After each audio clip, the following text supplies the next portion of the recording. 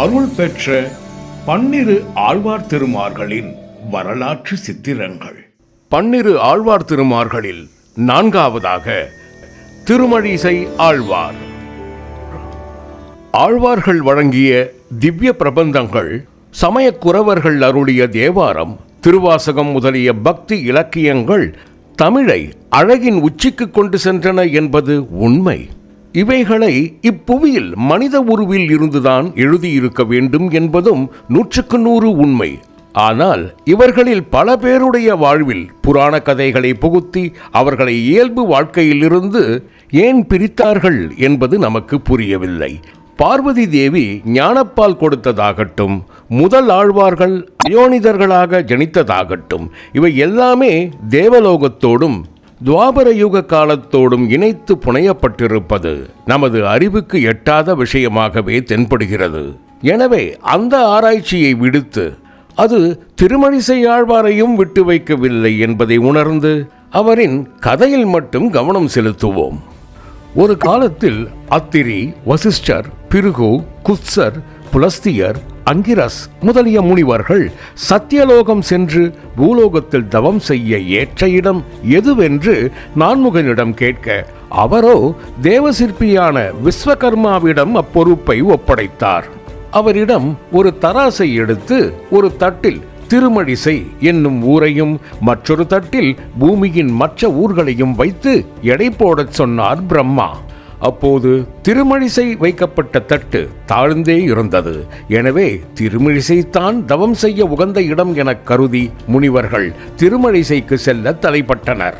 அத்தகைய முனிவர்களில் பிருகு என்னும் முனிவர் தீர்க்கஸ்திரம் என்னும் யாகத்தை நடத்தி திருமால் குறித்து தவம் இருக்கத் தொடங்கினார். அதன் விளைவாக இந்திரலோகத்திலே இந்திரனுக்கு ஆட்டம் கண்டுவிட்டது. தன் பதவிக்கு ஆபத்து வந்து விடுமோ என்று பயந்து பிருகு முனிவரின் தவத்தை கலைக்க ரம்பை, மேனகை, ஊர்வசி என்ற தேவலோக அழகிகளை ஏவிவிட்டார் இந்திரன். அம்மூன்று அப்சரஸ்களும் ஆடை திருத்தினர், ஆடினர், பாடினர், அங்கங்களை அசைத்து அழகு திருநடனம் காட்டினர். ஆனால் பிருகு முனிவரை அசைக்க முடியவில்லை.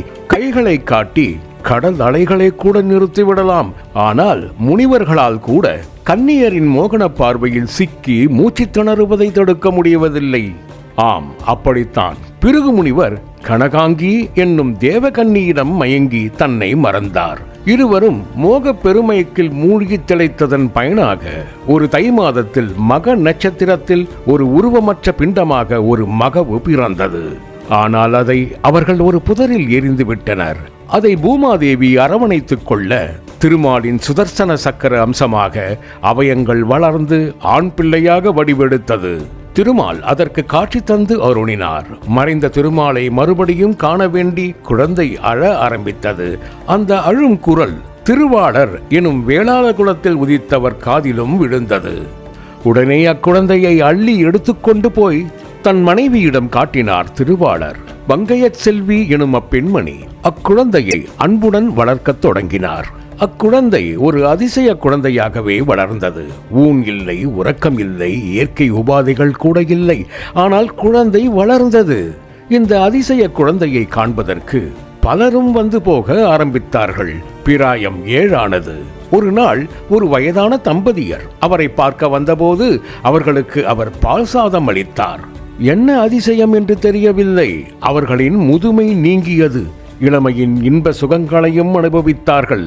குழந்தை பாக்கியமற்ற அவர்களுக்கு குழந்தை பாக்கியமும் கிட்டியது. அக்குழந்தைக்கு அவர்கள் கணிக்கண்ணன் என்று பெயரிட்டனர். அவர்கள் திருமால் அடியவர்கள். ஆழ்வாரோ சிறு பிராயத்திலேயே திருமழிசையை விட்டு அகன்று முழுமுதற் கடவுளை தேடும் மாவாவில் பற்பல க்ஷேத்திரங்களுக்கு சென்றார். பௌத்தம், சமணம், சாக்கியம், சைவம் என பல சமயங்களை கற்றறிந்தார். இறுதியில் சைவமே தனக்கு ஏற்றது என்று முடிவு செய்து அதை ஏற்றுக்கொண்டு சிவவாக்கியர் என்ற பெயரும் பெற்றார். சிவபெருமானிடம் ஆழ்ந்த பக்தி கொண்டு தனிமையில் வாழ்ந்து வந்தார். ஆனால் இவரோ திருமாலின் சுதர்சன சக்கர அம்சமாக அவதரித்தவர். திருமாலின் திருவிளையாட்டு பேயாழ்வார் இவர் இருக்கும் இடம் வந்து சேர்ந்தார். சிவவாக்கியரின் கவனத்தை எப்படி திருப்புவது என்று யோசித்தார். ஒரு நாள் பேயாழ்வார் ஒரு செடியை எடுத்து தலைகீழாக நட்டு அதற்கு உடைந்த பாத்திரத்தில் நைந்து போன கயிற்றை கொண்டு நீர் இறைத்து செடிக்கு ஊற்றினார்.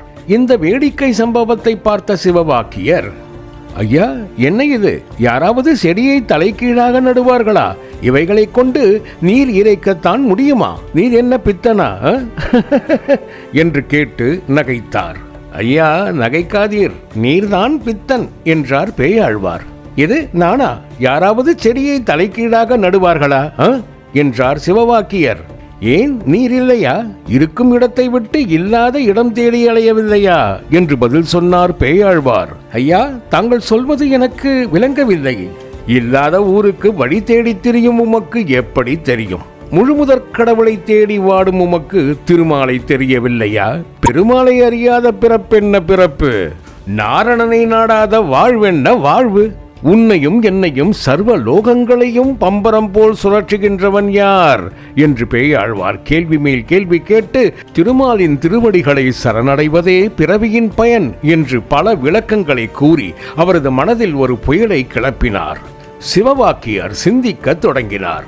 பேயாழ்வார் வைணவ சித்தாந்த நெறிகளை அவருக்கு போதனை செய்தார். இறுதியில் திருமாலின் திருவடிகளே சரணம் என்று சரண் புகுந்தார் சிவவாக்கியர். பேயாழ்வாரின் மலர் பாதங்களை வணங்கி அவர் மீண்டும் திருமழிசை வந்து திருமாலையே தியானிக்க ஆரம்பித்தார். பின் இந்த சிவவாக்கியர்தான் திருமழிசை ஆழ்வார் என வணங்கப்பட்டார். ஒரு முறை சிவபெருமான் இவர் அருகே தோன்றி இவர் திருமால் மேல் கொண்டிருந்த பக்தியை மெச்சி வேண்டும் வரத்தை கேள் என்றார். திருமழிசை ஆழ்வாரோ தனக்கு எந்த வரமும் வேண்டாம் என்றார். ஏதாவது ஒரு சிறிய வரத்தையாவது பெற்றுக்கொள் என்று வேண்டினார் சிவபெருமான். எதையும் ஏற்க விரும்பவில்லை என்றார் திருமழிசை ஆழ்வார். அவரது பக்தியின் உறுதியை பாராட்டி அவருக்கு பக்திசாரர் என்ற திருநாமம் வழங்கி மறைந்தார் சிவபெருமான். இந்த நிகழ்வு குறித்து ஆன்மீகவாதிகள் ஒன்றை புரிந்து கொள்ள வேண்டும். அதாவது சைவம் வைணவம் இரண்டும் இறைபக்தியின் நாளத்தை தான் உணர்த்துகின்றனவே தவிர இது சிவபக்தி இது கிருஷ்ண பக்தி என்று பிரித்து ஒவ்வொன்றுக்கும் அளவுகோல் வைக்கவில்லை. அறியும் சிவனும் ஒன்றுதான் என்பதுதான் ஆன்மீகமும் தெய்வ தத்துவமும் கூட. இந்த திருமழிசை ஆழ்வார் தனது வாழ்நாளில் பல அற்புதங்களை நிகழ்த்தியிருக்கிறார். பெரும்பாலும் ஞானிகள் அற்புதங்கள் நிகழ்த்தி காட்டுவதை விரும்புவதில்லை. சில நேரங்களில் வேறு வழியின்றி அதை நிகழ்த்துகிறார்கள். இவரும் அற்புதங்களை நிகழ்த்தி இருக்கிறார். இவர் திருமழிசையை விட்டு விலகி தியானம் செய்ய ஏதுவாக ஒரு கல் குகையில் இருந்து வந்தார். முதல் ஆழ்வார்கள் என்று சொல்லப்படுகின்ற பொய்கை ஆழ்வார், பூதத்தாழ்வார், பேயாழ்வார் என்ற மூவரும் அங்கு வந்து சேர எல்லோரும் கூடி திருமாலின் பெருமையை பேசி அளவலாவி மகிழ்ந்தார்கள். பிறகு அனைவரும் திருமயிலை நோக்கி சென்றார்கள். அங்கிருந்து திருத்தலங்களுக்கு முதலாழ்வார்கள் யாத்திரை சென்று விட்டார்கள். சிறிது காலம் கழித்து திருமழிசை ஆழ்வாரும் திவ்ய தேசங்களை நோக்கி தன் பயணத்தை தொடர்ந்தார். இவர் குடந்தையில் இருந்தபோதுதான் நான்முகன் திருவந்தாதி, திருச்சந்த விருத்தம் எனும் பிரபந்தங்களை அருளினார். பல திவ்ய தேசங்களை தரிசித்த பிறகு மீண்டும் திருமழிசை வந்து சேர்ந்தார். அங்கே அவருக்கு ஒரு சோதனை ஏற்பட்டது. அது திரன்று நெற்றியில் அணிய திருமண் கிடைக்காமல் போய்விட்டது. எங்கெங்கோ தேடினார், ஆனால் கிடைக்கவில்லை. அவரது வருத்தத்தை போக்க திருமால் கனவில் தோன்றி காஞ்சியில் உள்ள திருவெக்கா எனும் ஊரின் பொற்றாமரை குளத்தில் திருமண் கிடைக்கும் என்று கூறி மறைந்தார். திருமழிசை ஆழ்வார் உடனே திருவெக்கா சென்று விட்டார். அந்த ஊர் அவருக்கு மிகவும் பிடித்துவிட்டது. திருமண் பிரச்சனையும் தீர்ந்தது. கணிக்கண்ணனும் அங்கு வந்து அவருக்கு தொண்டு செய்ய ஆரம்பித்தான். திருமால் பக்தனான அவன் அதை தன் கடமையாக எண்ணினான். தொடரும். ஓம் நமோ நாராயணா. எழுத்து வடிவாக்கம் தீர்த்தகிரி வேலுச்சாமி ஸ்ரீவித்யன். இணை தயாரிப்பு அடியார்க்கும் அடியேன். ஓம் நமோ நாராயணா. திருமதி சண்முக பிரியா. இயக்கம் நம சர்வமங்களா ஸ்ரீ ராஜராஜேஸ்வரி. ஓம் ஸ்ரீ சதாசிவ பிரம்மேந்திராய.